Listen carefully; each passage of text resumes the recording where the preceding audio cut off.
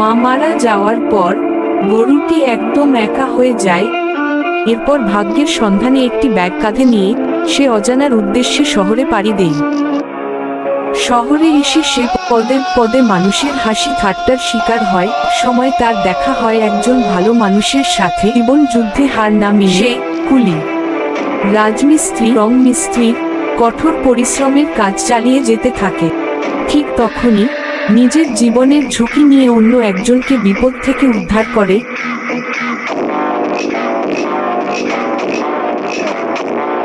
সে তার বীরত্ব ও সততার পরিচয় দেয়।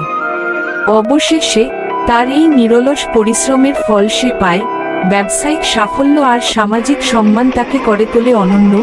আজ সে সবার চোখে এক সফল ব্যক্তি। এই কাহিনী আমাদের শেখায়, পরিশ্রম আর সততা যদি সাথে থাকে তবে পৃথিবীর যে কোনো বাধাই জয় করা সম্ভব।